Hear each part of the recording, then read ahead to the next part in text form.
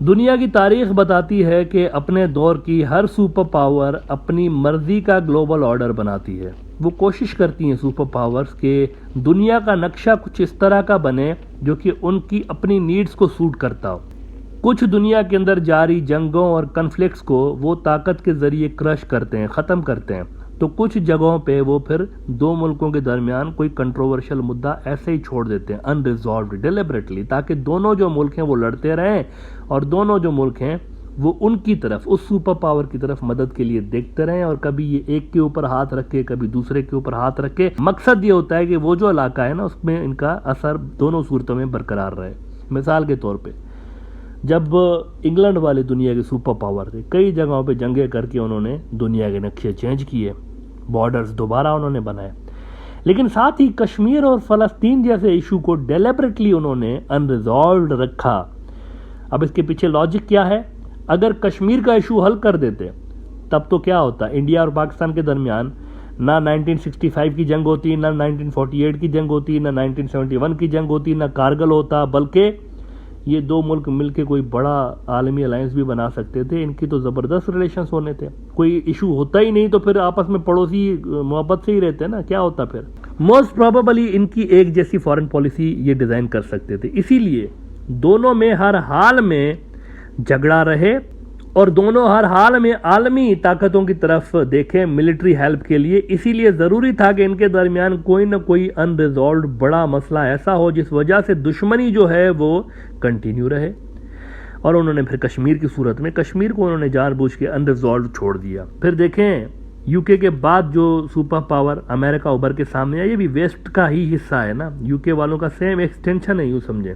انہوں نے بھی وہی سیم گلوبل آرڈر کو کنٹینیو کیا ہے. اس کے بعد آپ دیکھیں یو کے نے کیا کیا، مڈل ایسٹ کے اندر عرب ہی عرب ہوتے، انہی کا سارا ایریا ہوتا. تو اگر یہ سارے عرب، ایک تھریٹ تھا کہ اگر یہ سارے عرب مل کے ویسٹ کے ہی ویرودھی کیمپ میں چلے گئے، جیسا کہ بعد میں ہوا بھی تھا. آپ دیکھیں جمال عبد الناصر اور یہ لیبیا والے جو تھے یہ اینٹی ویسٹرن کیمپس میں چلے گئے تھے، سوویت یونین کے ساتھ ان کے بہت سارے لیڈرز مل گئے تھے. اسی لیے وہاں پر آپ دیکھیں کہ عربوں کے ساتھ ساتھ یہودیوں کو بھی لے کر آ گئے، یورپ سے اسرائیل بنا دیا انہوں نے. گلوبل آرڈرز ہمیشہ سپر پاورز اگلے 50-100 سال کو نظر میں رکھ کے بناتی ہیں کم سے کم، کیونکہ دیکھیں ایک تو یہ بڑا لیندی کام ہوتا ہے، دنیا کا گلوبل آرڈر اپنی طرف سے کرنا لیندی کام ہوتا ہے، بڑا ٹائم لگتا ہے، اس میں ایکسپینسو بھی ہوتا ہے ہر لحاظ سے جو ہے نا. It's a massive military and diplomatic push to create a world order. اسی لیے یہ لانگ ٹرم کا بنتا ہے. اور یہ جو ورلڈ آرڈر پھر جب بن جاتا ہے نا ایک بار، تو یہ تب تک موجود رہتا ہے جب تک اس سپر پاور کا اثر دنیا کے اوپر ہوتا ہے. جب دنیا کے اندر ایگزسٹنگ گلوبل آرڈر تبدیل ہونے لگے تو یہ سائن ہوتی ہے بیسیکلی کسی بھی ایگزسٹنگ سپر پاور کے کولیپس ہونے کی.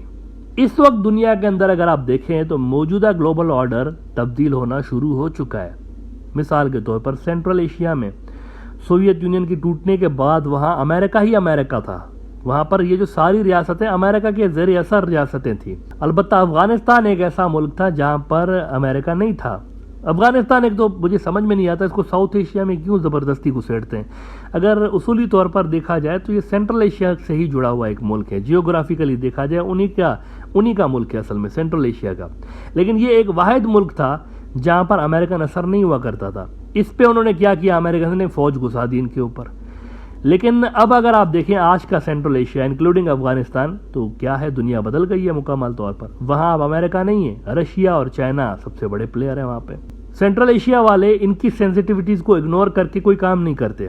مڈل ایسٹ بدل رہا ہے، آپ دیکھیں مڈل ایسٹ پہ نظر رکھیں. سعودی اور یو ایس کی مثالی تعلقات پہلے ہوتے تھے، اب اس میں واضح دراڑیں دنیا کو نظر آتی ہیں. جب امریکنز جو ہیں وہ جمال خشوگی اور رشیا کے ساتھ جو ریلیشنز تھے سعودی کے، اس پہ امریکنز ڈکٹیٹ کرنے لگے جب سعودی کو، تو منہ کی کھانی پڑی ان کو. اور سعودی نے اور باقی جی سی سی والوں نے کلیئرلی امریکہ کو شٹ اپ کال دی. یہ باور کرایا ان کو کہ جی رشیا اور چین سے ہم اپنے ریلیشنز آپ کے کہنے پہ خراب نہیں کر سکتے، ہم آپ کے ساتھ بھی اچھے ریلیشنز چاہتے ہیں لیکن ان کے ساتھ بھی اچھے ریلیشنز چاہتے ہیں بھائی. کسی بڑے عرب ملک نے یوکرائن جنگ کے بعد نہ روس سے اپنے ریلیشنز ڈاؤن گریڈ کیے، نہ یونائٹڈ نیشنز کی ووٹنگ میں آپ کو وہ روس کے خلاف جاتے ہوئے نظر آئے. ساؤتھ ایشیا میں چائنا سب سے بڑا پلیئر بن کے ابھر چکا ہے انڈیا کو چھوڑ کے. تقریباً ہر ملک میں آپ کو ساؤتھ ایشیا میں چائنا کی مضبوط فٹ پرنٹس ملتے ہیں. آسیان اور ساؤتھ ایشیا کے کئی ملکوں کا سب سے بڑا ٹریڈ پارٹنر، ملٹری پارٹنر چین بن چکا ہے، امریکہ نہیں ہے، چائنا ہے۔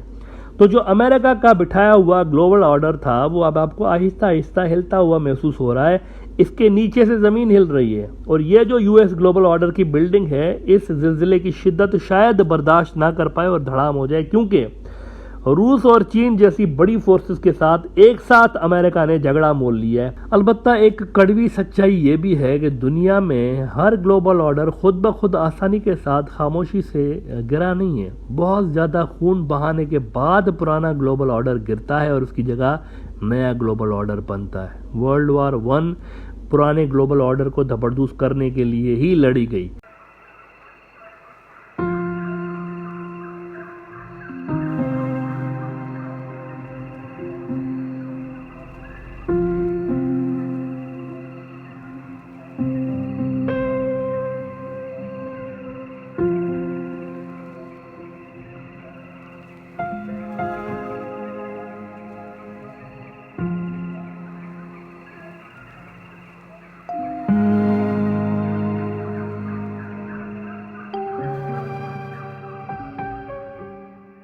لیکن اس جنگ کے بعد بھی پرانا گلوبل آرڈر کمزور تو ہوا، ختم نہیں ہوا تھا۔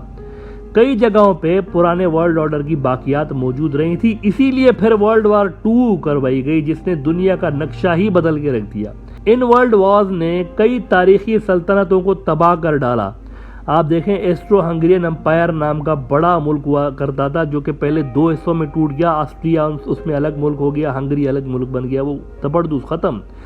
جاپان جو کہ ہسٹوریکلی صدیوں سے ایک بڑی فورس تھا، بہت بڑی ملٹری قوت، وہ زمین پہ آ گرے۔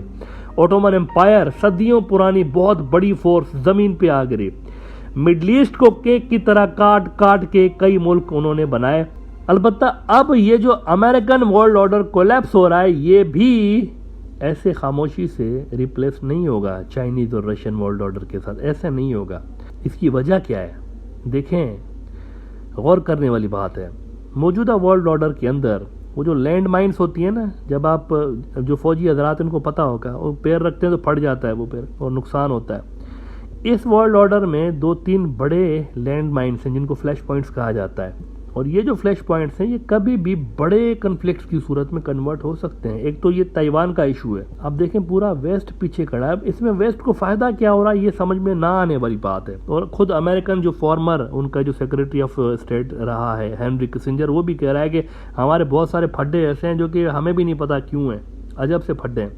اب ان کا بیان ایگزیکٹلی کیا ہے وہ میں اس پروگرام کے آخر میں آپ کو سناؤں گا، لیکن ایک تائیوان کا دیکھیں بہت بڑا ایشو ہے، یہ ایک فلیش پوائنٹ ہے، عجب سا فلیش پوائنٹ ہے۔ یہ سردرد امریکیوں نے لیا کیوں ہے، ویسٹ والوں نے کیوں لیا، ان کو نہیں پتا۔ دیکھیں جب سے ماؤ زی ڈونگ کا انقلاب چین میں آیا ہے تب سے لے کر امریکن لیڈرز کے جو دادا پر دادا نے یہ فلیش پوائنٹس انہوں نے بٹھایا تھا اس ریجن کے اندر، تب سے لے کے یہ امریکن اس ایشو کو زندہ رکھ کے اس کو اپنے کاندھوں پہ رکھ کے چلتے آ رہے ہیں کئی ڈیکیڈ سے لے کے۔ پھر آپ دیکھیں انڈیا چائنا ڈسپیوٹڈ بارڈرز جو ہیں، لداخ، سکم، اروناچل پردیش کے علاقے، یہ ایک اور بہت بڑا فلیش پوائنٹ ہے۔ اور اس کے ساتھ ہی جوڑ دیں آپ کشمیر بھی تو فلیش پوائنٹ ہے نا۔ اب انڈیا موجودہ گلوبل آرڈر کا حامی ہے، سپورٹر ہے، U S lead global order کا انڈیا حامی ہے، پلس اس کے پاس 2-3 پوٹینشل فلیش پوائنٹس ہیں، لداخ، کشمیر، سکم، اروناچل پردیش، یہ فلیش پوائنٹس ہیں۔ پھر مڈل ایسٹ میں اگر آپ دیکھیں یروشلم، اب یروشلم شاید دنیا کا سب سے بڑا فلیش پوائنٹ ہے، یہ تو نیوکلیئر یا پھر ورلڈ وار چھڑنے جیسا فلیش پوائنٹ ہے، سب سے بڑا دنیا کا فلیش پوائنٹ یہی ہے۔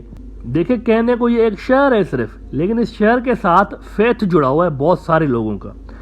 دنیا کے 56 جو مسلمان ملک ہیں ڈائریکٹلی اس ایشو سے اثر انداز ہو سکتے ہیں، اور غیر مسلم جو ملک ہیں دنیا بھر میں جتنے بھی ملک ہیں وہاں بھی مسلمانوں کی بڑی تعداد رہتی ہے، وہ سارے کے سارے اس ایشو سے ریلیٹڈ ہیں۔ 2 ارب کے لگ بھگ مسلمان ہیں دنیا کے اندر، تو یہ ایک بڑا ہی سینسٹیو ایشو ہے یروشلم۔ تو اس گلوبل آرڈر کے اندر یہ ساری چیزیں موجود ہیں۔ دیکھیں مسلمان کہتے ہیں کہ ہمیں ملنا چاہیے یروشلم، لیکن ابھی تک تو ان کے پاس نہیں ہے نا، امریکن گلوبل آرڈر میں وہ کس کے پاس ہے؟ اسرائیل کے پاس ہے۔ تو بڑے لینڈ مائنز بچھے ہوئے ہیں اس گلوبل آرڈر کے اندر، جب یہ گرے گا نا تو یہ سارے پھٹیں گے، کہیں نہ کہیں اس کا ڈیسیشن ہوگا ان سارے علاقوں کا، اور پھر وہ جو ڈیسیشن ہوگا وہ مار داڑ کی صورت میں ہی ہوگا، ایسے بیٹھ کے نہیں کریں گے، ایسا نہیں ہوتا پریکٹیکلی کہ بس بیٹھے اور انہوں نے کہا خدا حافظ آپ آ جائیں چائنیز لداخ میں ہم جا رہے ہیں، ایسا نہیں ہوتا۔ یا پھر پاکستان کو وہ کہیں کہ آپ کشمیر میں آ کے بیٹھ جائیں، سری نگر میں وی آر گوئنگ، ایسا نہیں ہوتا. اسی طرح سے اسرائیلی نہیں کہیں گے کہ جی ہم جا رہے ہیں آپ آ کے بیٹھ جائیں یروشلم میں، ایسا نہیں ہوتا. تو یہ جو ہے نا چیزیں یہ بڑی بلڈی ہو سکتی ہیں اس گلوبل آرڈر کے گرنے سے. یہ جب ڈیسائیڈ ہوگا نا اس کا فیوچر، یروشلم کے اگلے 100 سال کا فیوچر یا پھر کشمیر کا فیوچر، وہ بڑا بلڈی ہوگا. لہٰذا اس گلوبل آرڈر نے ایسے نہیں جانا، یہ مار دھاڑ کے بعد دھول مٹی اڑاتا ہوا جائے گا. لیکن یہاں پر ایک سوچنے کی بات ہے کہ کیا امریکہ کے ڈاؤن ہونے کے بعد یہ جو اس کا موجودہ گلوبل آرڈر ہے یہ ڈاؤن ہوگا تو اس کے جو بینیفیشری ہیں وہ کہاں جائیں گے؟ اب دیکھیں نا اتنے بڑا کیپٹلسٹ سسٹم دنیا کا جو ہے وہ ساری کی ساری کارپوریٹس کو لیڈ کر رہے ہیں امریکنس، انہی کے آسرے پہ چل رہی ہیں نا، وہ کہاں جائیں گے بھائی؟ لازمی طور پر یہ جو بینیفیشری ہیں اس گلوبل آرڈر کے، یہ ایک اور اٹیمپٹ کر سکتے ہیں اپنا ہی ایک اور ورلڈ آرڈر لانے کے لیے، جو کہ امریکہ ڈومینیٹڈ نہیں، کہ یہ اور ملک ہو سکتا ہے کہ اس کو لیڈ کرے، یہ بھی ممکن ہے.